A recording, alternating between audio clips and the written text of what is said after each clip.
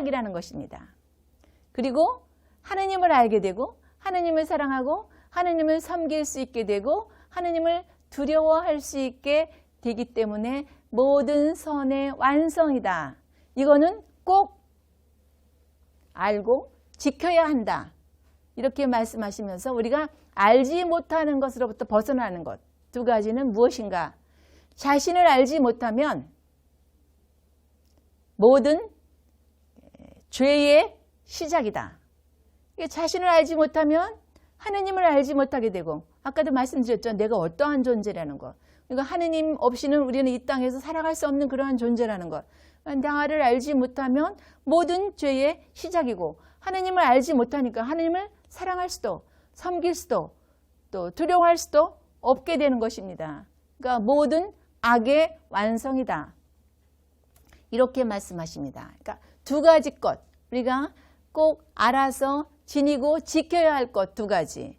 나를 알고 주님이 어떤 분인지를 아는 것.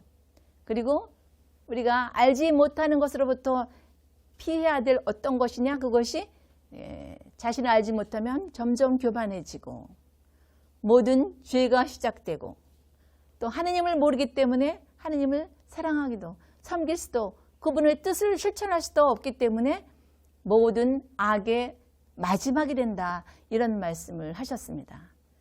그러니까 소크라테스도 너 자신을 알라고 그러잖아요. 그듯이 나를 잘 성찰하는 삶을 매일매일 사셔야 돼요. 저녁에 잠자리에 드시기 전에 저녁 기도 하시면서 오늘은 주님 보시기에 얼마나 합당한 말과 행동을 했는가를 늘 점검하시고 잘 살았나 못 살았나를 사인하는 그러한 훈련을 해보시기를 부탁드립니다.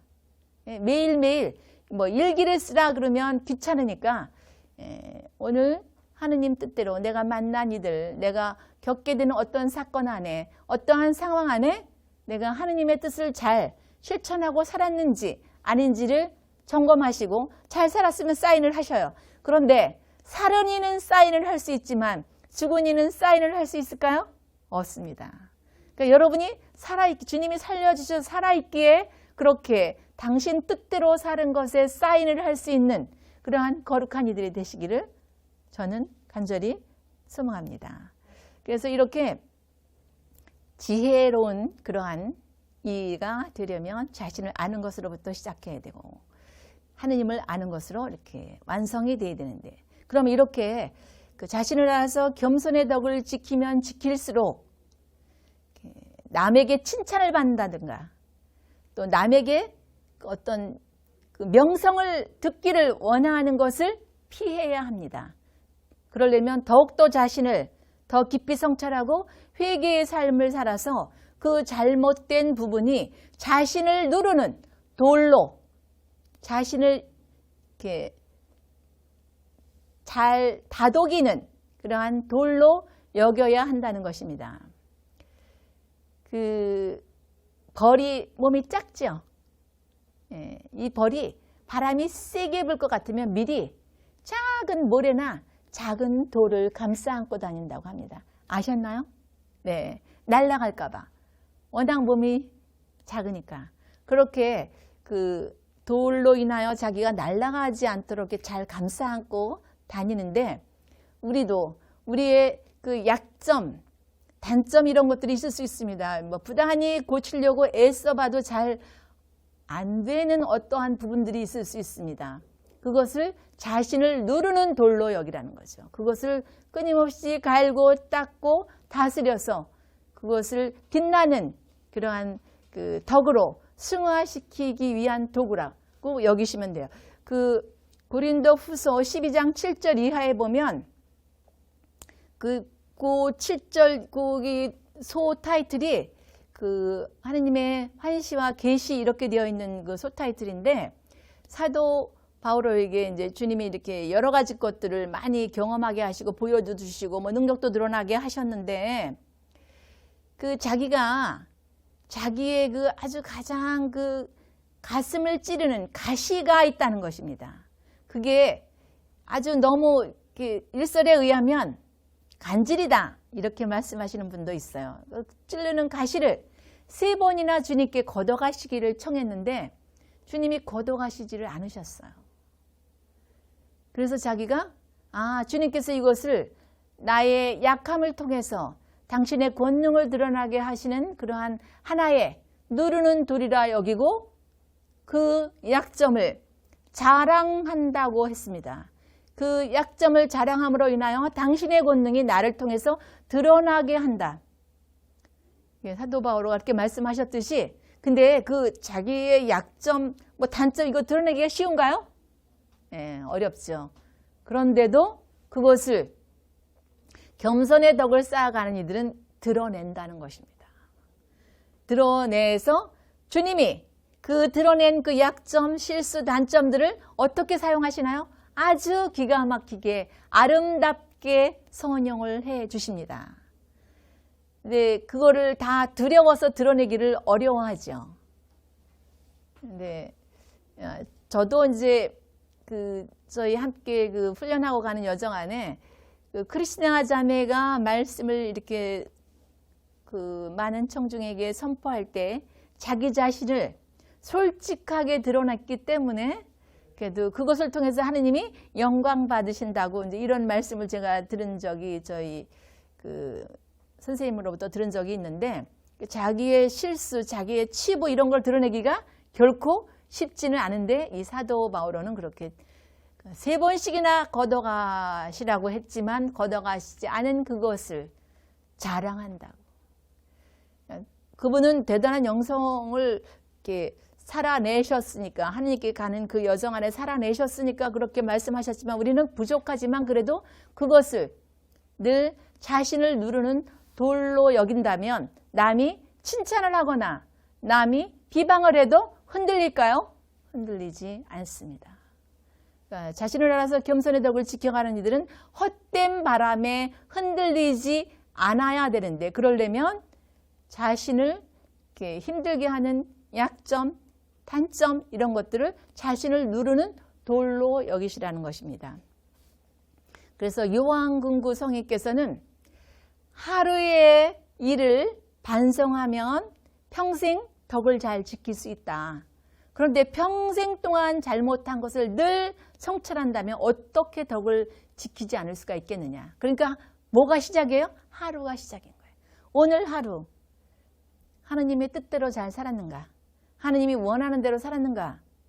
하느님이 기뻐하는 삶을 살았는가를 늘 반성하신다면 성성의 길을 가실 수 있다는 거예요.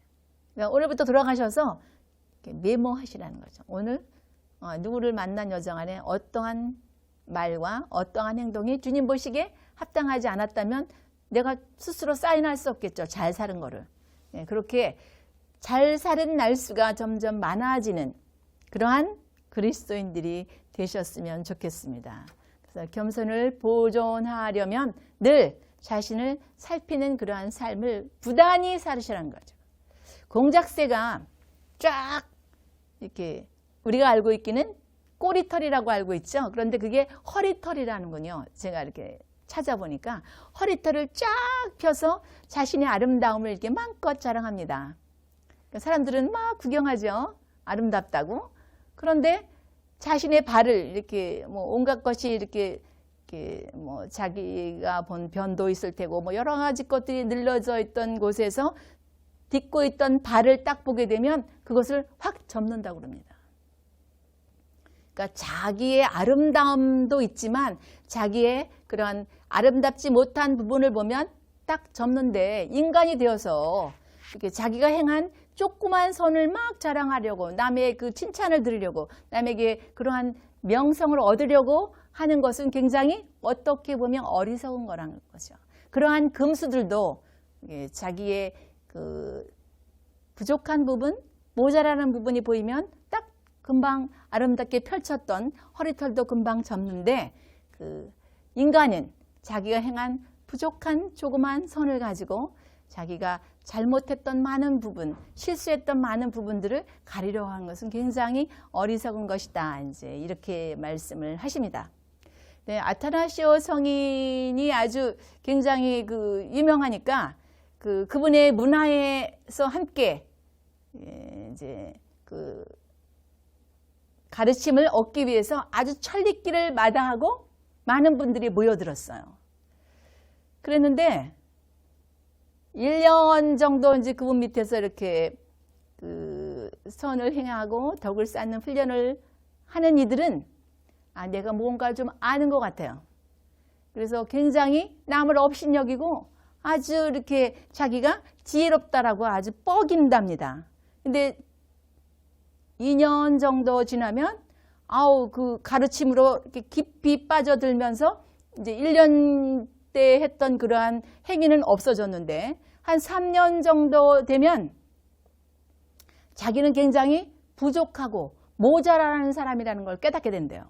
그리고 시간이 더 가면 갈수록 점점 비었다라고.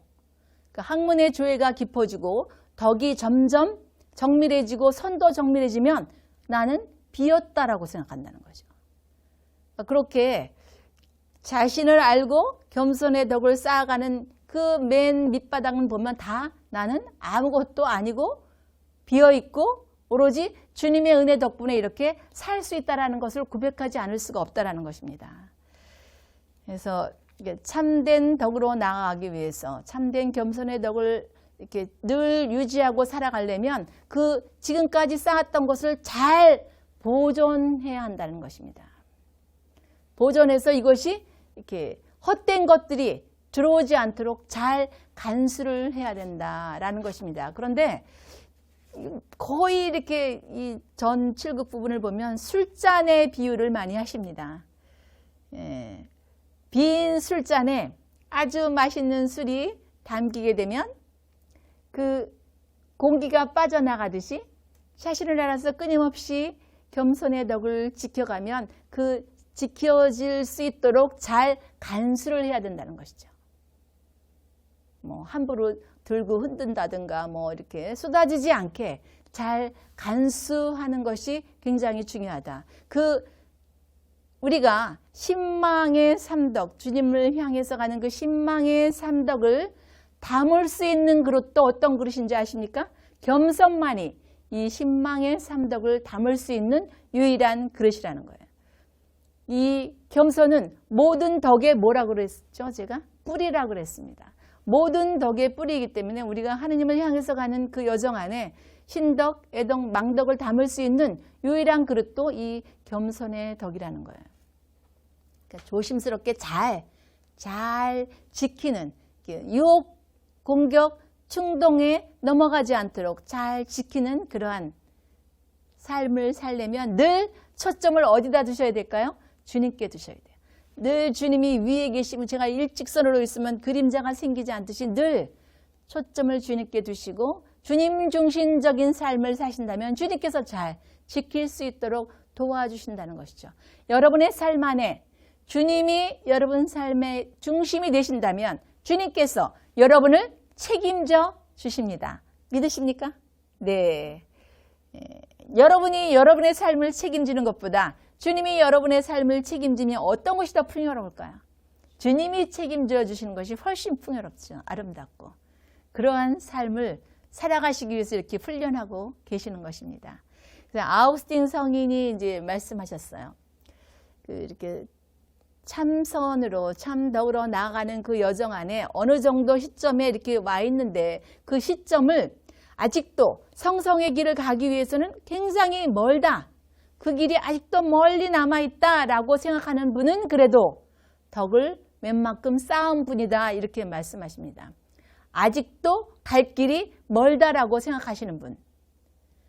그러니까 그리스도인은 늘 현존하는 미래로서 지금 당장 앞으로 어떻게 해 나가는 그 꾸준한 그러한 삶을 사시는 그리스도인들이에요. 그러니까 지금 나는 이 지점에 있는데 이것은 앞으로 가기 위해서는 굉장히 많이 남은 그러한 길이다라는 걸 늘 의식하시고 쉬지 말고 가셔야 된다는 거죠. 필리피 3장 13절 이하에 보면 사도 바울이 그렇게 말합니다. 나는 뒤에 것을 잊고 어떻게 한다고 그래요? 목표를 향해서 달려갈 뿐입니다.